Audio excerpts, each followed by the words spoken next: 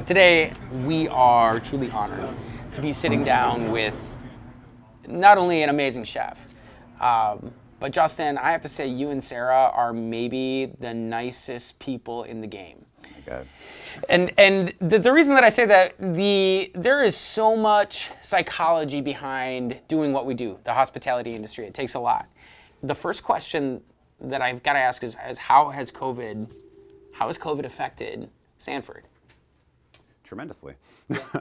Our dining room hasn't been open since March 16th, as is the case for a lot of restaurants at this point. We shut down and we pivoted to carry out. We've been doing family meal style dinners, which we started right away on March 17th, just I think out of necessity, just out of this thought that we need to survive, we need to keep people on the clock, we need to keep people with health insurance, like kind of just a lot of reasons. And an underlying part of that is we need to get people good food. Like the first dinner we did on March 17th was an Armenian. I come from an Armenian background, and so for me it was like the first thing I thought of, like the first thing that I want to do during a pandemic is like I want to give people comfort food, like food that would make, like if I'm at home today, this is what I'd want. And so like we did a roasted pork loin with apricot reduction and a sweet roll for dessert, like an Armenian sweet roll. And so that was the start, and we kind of haven't looked back. We haven't yet opened our dining room, so it's affected us in a pretty tremendous way. What does that do for you as a chef? I mean, I want to say, like, as a caveat, for anyone who hasn't dined at Sanford, one of the things that I really appreciate about it, it's not gimmicky. The food is straightforward. It's honest. It's simple, but it's executed so well, which I think is the highest compliment you can pay to a chef, but their staff as well. Absolutely. I mean, that's a huge thing to hear that. Yeah. And part of the Sanford experience is not just the food we're making, it's the service, it's the staff. It's like the welcoming you into our home, and we can't welcome you into our home anymore, so it really kind of turned our thought process on its head. Like, how do we make you feel at home in your own home, I guess? I don't know. Talk me through that psychology. How do you look at that? I don't know. It was a lot of pressure. It still feels like a lot of pressure. I mean, I guess we always put a lot of pressure on ourselves as chefs because we're trying to live up to an expectation and deliver results and make people happy. And, they're spending their disposable income with us, and so we don't want to let them down. And so for us, like, what does that look like when it gets home to you? So we put a lot of thought into what's going to travel, what's going to maintain integrity. And again, like, there can't be an ego in that because it's not about how creative can I be, it's about how good is this going to be when you get it home, or how happy is this going to make you when you get it home. So we really rethought. I mean, we've done things that we would normally not be doing at Sanford. We've got a burger night, like we've got a Sanford burger. We've done enchiladas, we've tacos, but we've had little adorable tacos on the menu before, but we've got straight up taco nights now and whatever. So it's been interesting. It's been an interesting process. Has your clientele, because this is one of the most sophisticated dining experiences I've ever had in this restaurant, and like, does your clientele react to that? We've had some pretty great response. Like, I know some people that have said we've actually made Sanford feel more accessible. Sure. Because maybe our price point, we dropped the price point down also to make it more accessible, because we're trying to reach a broader audience at the same time, because you're not coming in and spending 3 hours with us or whatever the case may be. So it's how can we get to more people now? And so we've heard that, hey, you've made Sanford accessible in a way where we haven't been able to experience it before. And Sure. Whether that's getting a couple small plates to go with a family meal, coming in and just getting a couple little small plates and a dessert, or we've been selling like soups in quart containers, or some condiments that would be part of your pantry, so to speak. And I think it's really opened people's eyes up to, like, more of what we're doing, I guess. Do you feel, because that is such a shift as a chef, do you feel more pressure in, like, maintaining the integrity and standards like you did prior to COVID with the food, or do you feel like you can relax it all? I haven't relaxed yet. Yeah, right? No, like and maybe I've had people say, oh, it's probably fun to think about these things, but it's like, well, it is fun to think about new dishes, but like I put a lot of pressure on it because, like, this isn't stuff we're used to doing.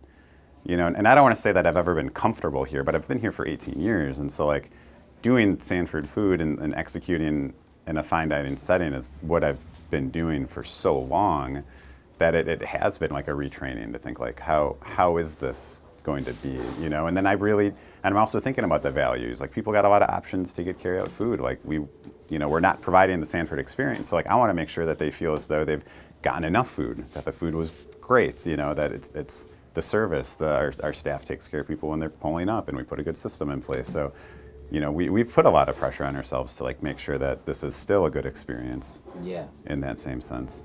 The Sanford dining experience has always kind of also been, it's a storytelling experience. I think like a lot of good restaurants are.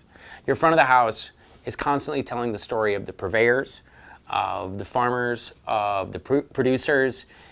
If it's the beer in the basement that you've been aging from Central Waters, or if it's the veal that you're pulling in from Andy Hatch, all those pieces make a Sanford dining experience.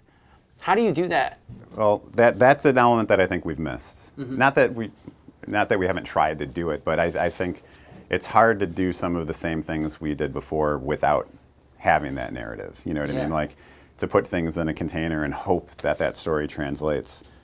I mean, that is, I think for me, that's such a part of the creative process, is knowing how that story unfolds. Mm-hmm.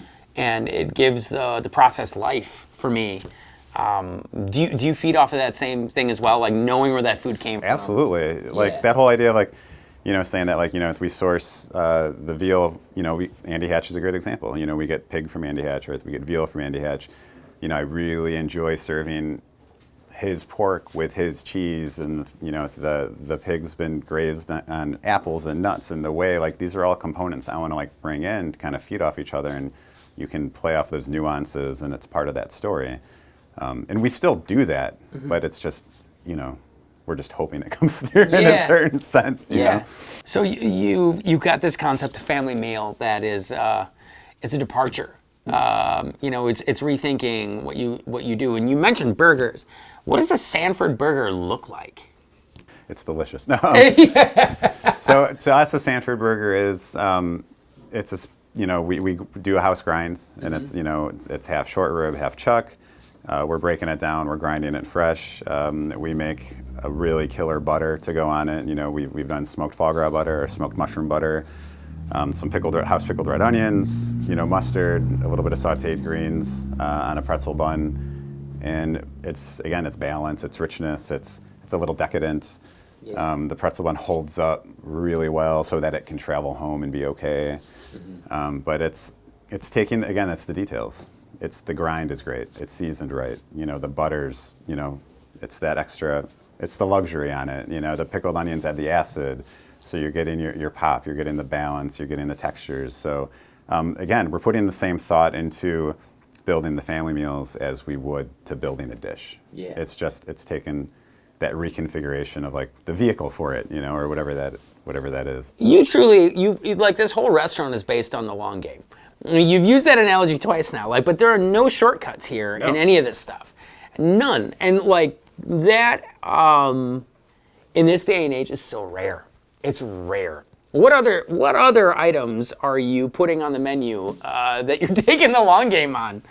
Well, I mean, so for us, the long game, it means a lot of things. It's pickling, it's fermenting, it's making different alcohols, it's infusing for long periods of time, it's making vinegars, and then it's some of those things tie into things in different ways. Sometimes we'll work on something this spring with spring ingredients, and then knowing that we're not going to get our hands on them again until next spring. So we're basically setting ourselves up so that next spring we're like a step ahead. So if we're pickling this or fermenting this next spring, like that bumps this up. We've got this fermented ramp paste that we'll now use in something later.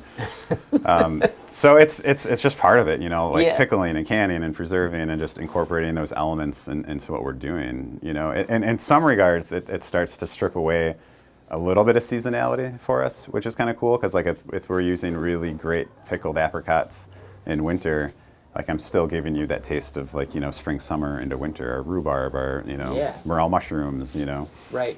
So that's kind of like built in, and there's always this word momentum that I like to use with my cooks, and it's building that momentum.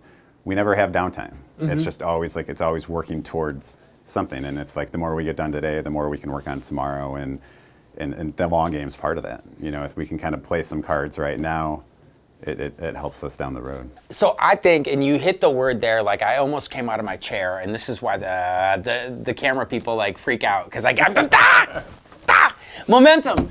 Like momentum, I think in restaurants is everything. It is. It is everything. Yeah. It is, you built off of what happened at last night's service to the next day. That affects your prep schedule. That affects your philosophy on the food. If you got cleaned out and just, it was a terrible service, and we've all had terrible services. Like you come back in the next day, sharp, focused, ready to go, ready to prep, and because you don't want that to happen again. What has COVID done to the momentum?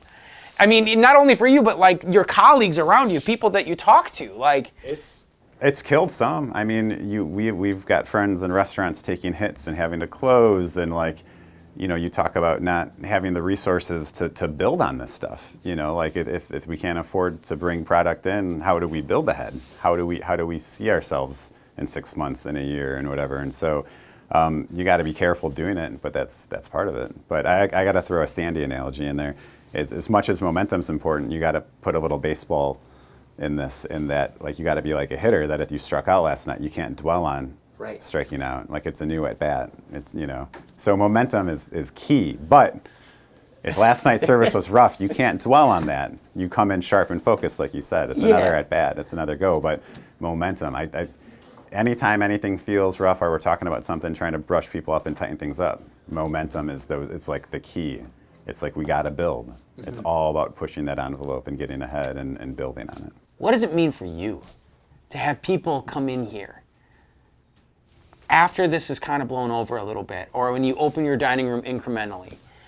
What does it mean to have people come back, Justin? It's going to mean the world to us to have people come back. I mean, because this is what we know. You know what I mean? Like I've said, we've been here so long and put so much of our heart into what this is with our family that's been here. It's going to mean the world to have people back in the restaurant. I mean, we haven't yet. People have said, put up plexiglass, or do this, or do that, or, change the Sanford experience. But it's like, well, no, we've worked really hard to maintain integrity in brand and integrity in experience, and it's not the same thing. I don't want you looking over at someone wiping down a partition in the table next to you like it's a window washer in New York, and while you're trying to enjoy the nuance of this broth that goes with the squab, you're smelling disinfectant from the table next to you. I mean, it's one thing, I think, to go somewhere and grab a sandwich and something that's open and they're turning things over and you're not sitting in there. But the Sanford experience is the Sanford experience, and to me, that's priceless. So to change that, to get some people in the door in a time that doesn't make sense ultimately, right? Yeah. So I mean, for us, when we can get back to having people in the restaurant, it's going to mean the world to us. Did you ever feel like putting the cards on the table and just being like, we got to walk away from it? Did COVID do that for you? I mean, there's been moments where, there's been like back against the wall, like we're just emotionally spent between, you're a family guy, I'm a family, we got 2 young kids, and the emotional toll and mental toll that this has taken on us. And I'm not saying that I'm unique to that. We've all gone through in different capacities right now. It's been exhausting. Yeah. And I don't want to say we ever thought about giving up, but there's certainly times we've felt defeated or just spent, and I don't know that I have it in me to quit. We've got great mentors, the best of mentors I think that we could have. We've got unbelievable people that have been inspirations to us, that we've gotten amazing advice from along the way, even before buying and stuff, that I don't know that I have it in me just to quit, just to put the cards on the table and do it. But there's been fleeting moments. Yeah. And I think that is like the sentiment as we're traveling and asking people about their COVID experience, the weariness. Like it's worked everyone down into a space where they're uncomfortable. Yeah. But I think sometimes being uncomfortable is it's gasoline for the creative fire. It pushes people like you to think about where you want this to go as opposed to where it is. Have you found any silver linings in all of this, like in all of this change and discomfort? Has anything kind of come to the forefront here at the restaurant that like you really like? Well, we've had the staff has stepped up to help us with systems and help us kind of navigate new things that we weren't used to and help us work through the kinks, and they've been very patient and great in that. And so like we've probably developed a closeness with, you know, a group of people here that, not that we didn't have, but like it's a very welcome, you know, growth in that. And we keep working on some new projects, you know, like there's things happening and going, and, you know, I always say that we're playing the long game, so we're still kind of playing the long game in the hopes that you can dine in our restaurant again at some point. Yeah. So with your skill set, your talents, you could cook anywhere you wanted. Why do you cook here, a place you've been 18 years? Why do you cook in Wisconsin? What's the connection? I love it. It's what we are. It's what I feel in me. You know, our family's here, our roots are here. It's a special place. It's got a great story.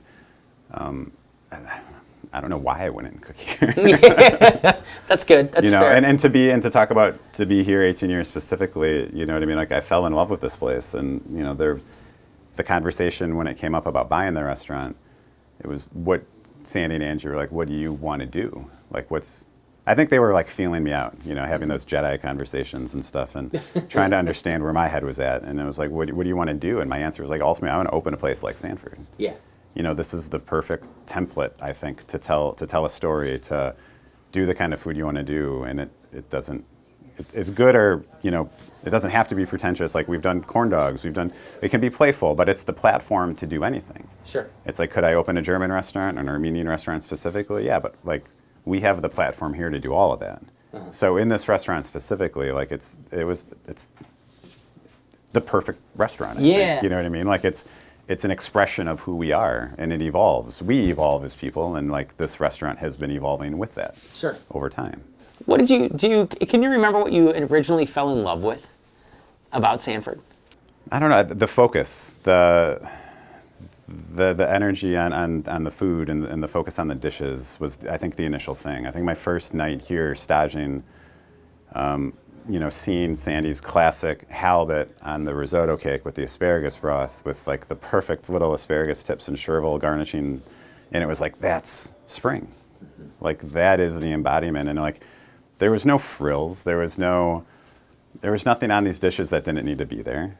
You know, I mean, this is back in 2002, and you know, you still saw a lot of like garnishes of the whole rosemary sprigs, or you know, whatever, like things that just didn't have to be there, things that weren't functional. And like there was none of that. Like everything had a purpose. Everything served a purpose on the plate. And you know, service was part of that same thing. There was no wasted motions. There was, you know, the service was thorough. It was a great team of people. Like there was so much about it that was like that focus and that energy and that platform. Mm-hmm. How much of that attention to detail and like motivation do you and Sarah take in? When I said you are the nicest and kindest person I've ever worked around, and I mean that sincerely, is that part of your legacy to Sandy that you're passing on to your chefs? Is that kindness, that understanding, that focus, that attention to detail, that hospitality and warmth? I mean, I think those, I mean, you talk about working with Sandy and Angie, and those are some of the most important attributes. You know what I mean? And like those are among the reasons we fell in love with being here. Mm-hmm. And that's what made it a great place to work, and mm-hmm. to be here for such a long time, and to have staff that's been here since the restaurant opened. You know, that's what it is. And that's the environment I want to work in. Yeah. So let's make that the environment that we're working in still, mm-hmm. collectively, moving forward. I like passing on and being a teacher in a sense, because I like to pass along that attention to detail, and I want people to know why those details are so important. Like why we're so concerned about that pickled gooseberry on that dish, and like why, you know, like if we take them to go pick those gooseberries and pick through them, and you know, like the process and the cleaning, and like how much respect you should have for that gooseberry, like make it count. It's on there for a reason. Yeah. You know, so to pass on that attention to detail, I mean, that's what this is. Yeah. That's what we do. That's our job. Yeah. That's our job. Why do you wear a mask? I see it around your neck, but why? As we understand it, it helps prevent the spread. We can be asymptomatic right now and not know. And so it's keeping myself safe and my friends safe and our community safe. Your kids, like, do you have masks for them? We do. They go out, yeah? We do. They're okay at wearing them. Yeah.